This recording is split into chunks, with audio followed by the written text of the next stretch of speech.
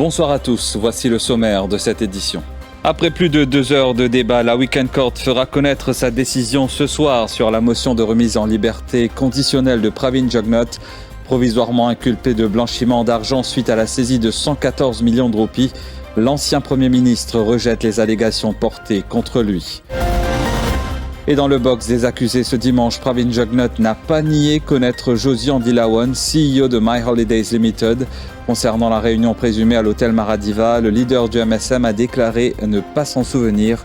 Détail dans un instant. Nous n'allons pas interférer dans l'enquête, assurance donnée par Navin Ramgoolam après l'arrestation de Pravin Jugnauth, actuellement en Éthiopie. Le Premier ministre dit laisser les institutions fonctionner en toute indépendance. Autre réaction ce dimanche, celle de Roshi Badin, le leader du Reform Party, parle de karma. Vous récoltez ce que vous semez, dit-il. Bonsoir. Après une nuit en détention, Pravin Jugnauth sera fixé sur sa libération sous caution d'un moment à l'autre. Le magistrat Rishan Chinya siégeant à la Weekend Court fera connaître sa décision concernant la motion de remise en liberté sous caution de l'ancien Premier ministre Pravin Jugnauth. Les débats sur cette motion ont pris fin à 16h45. Pravin Jugnauth a été provisoirement inculpé ce dimanche de blanchiment d'argent suite à la saisie de près de 114 millions de roupies en liquide retrouvés dans des valises. Movin Beaton est avec nous en studio. Bonsoir. Bonsoir Nishan, bonsoir à tous. Vous avez les détails de cette affaire. En effet, Nishan, l'ex-premier ministre Pravin Jugnauth dans le box des accusés, c'est l'image que l'on retiendra cet après-midi. Environ 2h45 de débat devant le magistrat Rishan Chinya. Ce que l'on retient surtout, c'est que Pravin Jugnauth a reconnu le suspect Josian Dilawan, qu'il a incriminé en affirmant que les 114 millions de roupies ne lui appartenaient pas, mais bien à l'ex-premier ministre. Selon Dilawan, lors d'une réunion, Pravin Jugnauth lui aurait déclaré qu'il enverrait une certaine Devyani Ramchand, ex-adjointe maire de Vakwa Phoenix, avec des valises à garder en lieu sûr. Cette réunion se serait tenue le 21 novembre 2024 à l'hôtel Maradiva lors d'un dîner.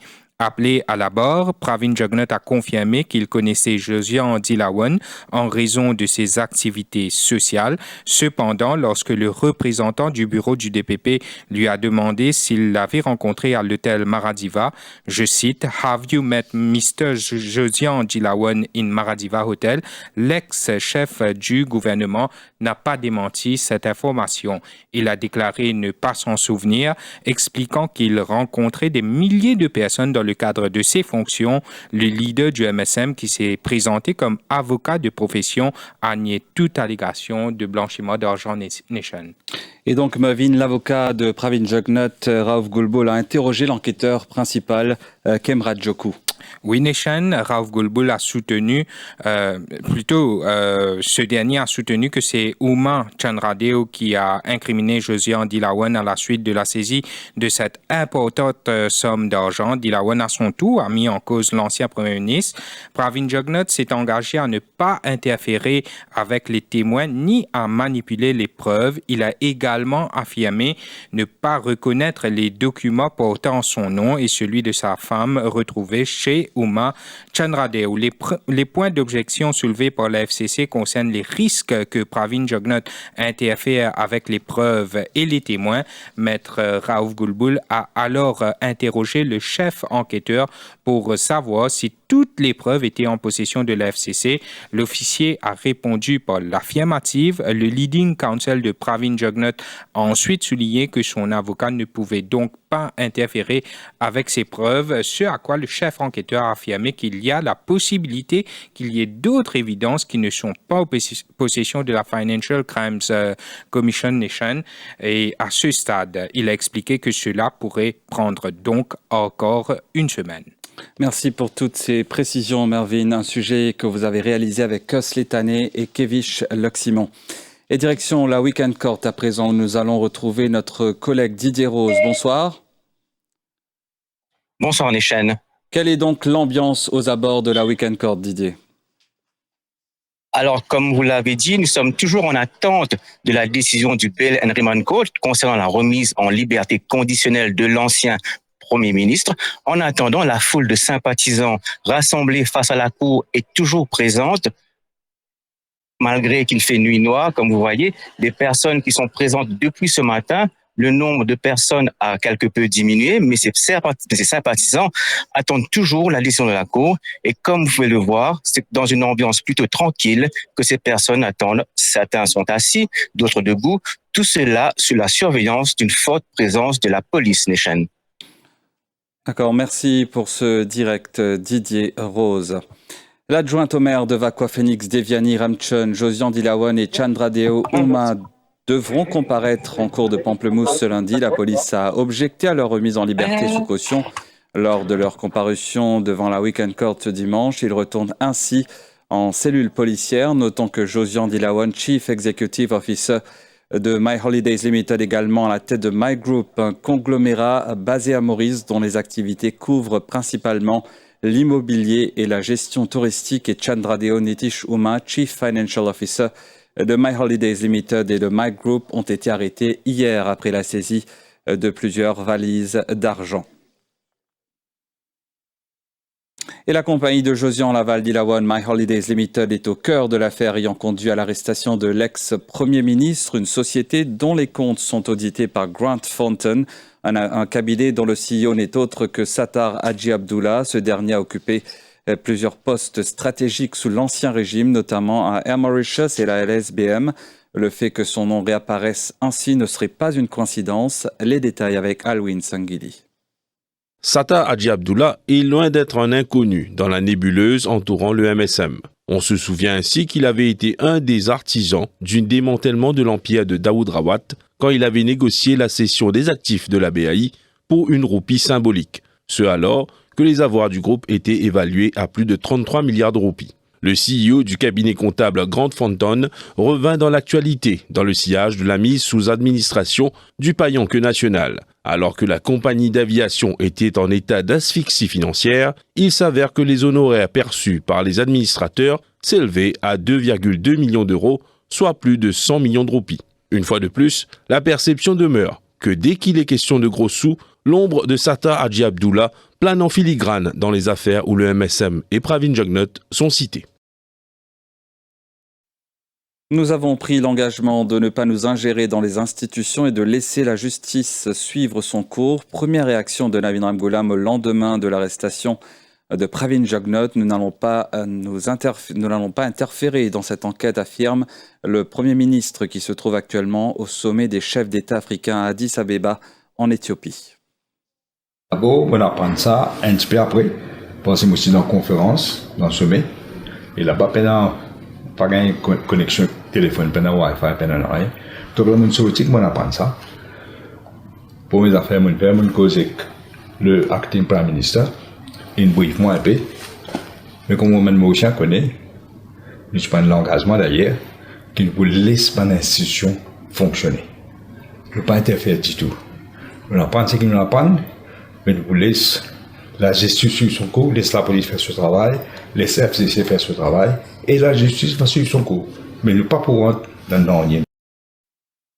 Et autre réaction, celle de Rochi Badin, le leader du Reform Party, qui parle de karma. Vous récoltez ce que vous semez, dit-il, suite à l'arrestation de Pravin Jugnauth dans l'affaire de blanchiment d'argent allégué portant sur la somme colossale de 114 millions de roupies. L'ancien ministre de la Bonne Gouvernance, qui a également été l'un des avocats de Pravin Jugnauth, a notamment rappelé son arrestation qu'il qualifie d'arbitraire en décembre 2021 sous le règne du MSM.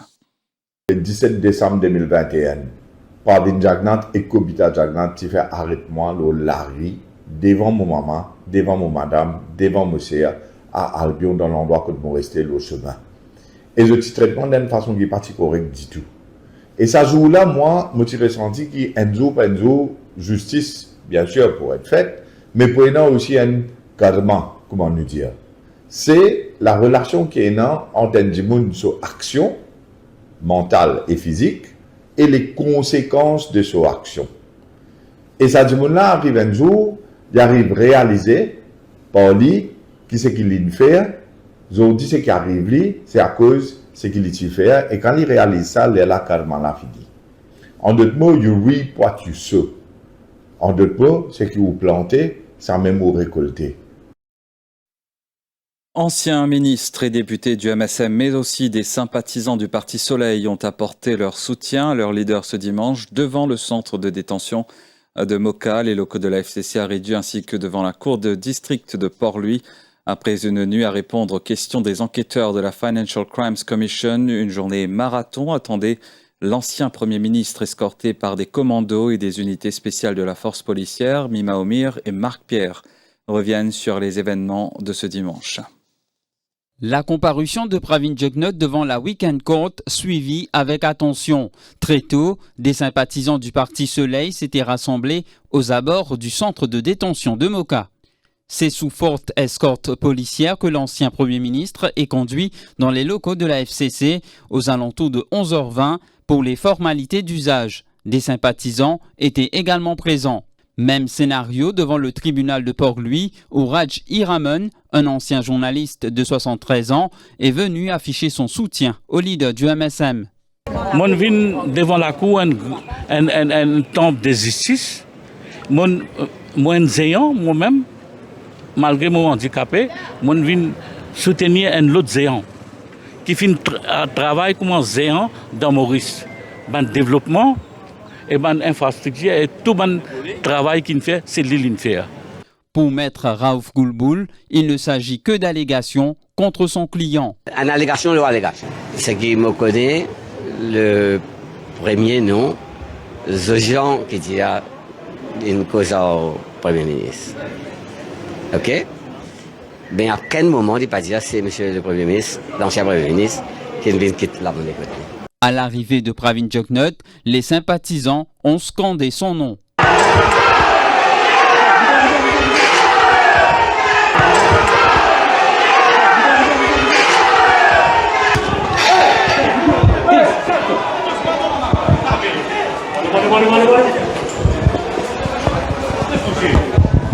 Bravant le mauvais temps, de nombreux sympathisants ont patienté pendant des heures devant la Weekend Court pour connaître la décision du magistrat chilien. Et la suite de ce journal après cette page publicitaire.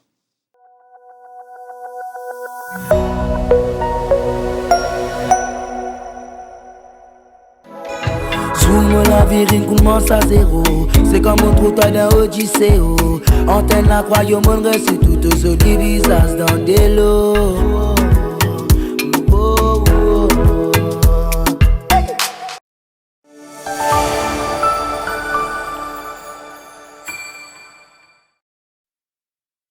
Aucun avertissement de forte pluie n'est en vigueur à Maurice. C'est ce qu'indique le service météo de Vacoa cet après-midi. Les nuages actifs qui influençaient le temps local s'éloignent progressivement vers le nord. Par conséquent, la probabilité de fortes averses a considérablement diminué. Toutefois, il y aura encore quelques averses modérées avec des orages isolés durant la nuit et demain matin, principalement à l'est, au nord et sur le plateau central.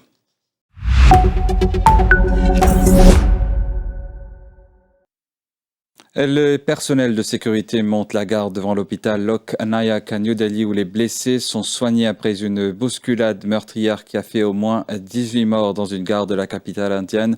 L'incident s'est produit lors du départ de train à destination de la Kumbh Mela, le plus grand rassemblement religieux du monde. Des Palestiniens se rassemblent autour d'ambulances circulant sur une route de la région de Rafah alors que le ministère de l'Intérieur du gouvernement du Hamas à Gaza a affirmé qu'une frappe aérienne israélienne avait coûté la vie à 2 policiers dans le sud de la bande de Gaza. L'armée israélienne a déclaré avoir mené une attaque aérienne contre des individus armés qui se dirigeaient vers les troupes dans la région. Et puis plusieurs centaines de personnes sont rassemblées sur la tombe d'Alexei Navalny à Moscou, malgré le risque de représailles de la part des autorités 1 an après la mort en prison du principal opposant au Kremlin. Des individus et de petits groupes, y compris des familles avec enfants, défilent depuis le début de la matinée jusqu'au cimetière des Boris Kovoï par des températures glaciales. Et parlons cinéma pour clore cette édition. La série qu'on vous propose de découvrir ce dimanche, Daredevil. La série suit l'avocat Matt Murdock qui a perdu la vue dans un accident tragique quand il était enfant et qui a développé ses autres sens de façon extraordinaire. Il aide les citoyens avec la justice le jour et rend la justice avec ses poings le soir. Et nous sommes arrivés à la fin de cette édition. Merci de votre fidélité au quotidien. Excellente soirée.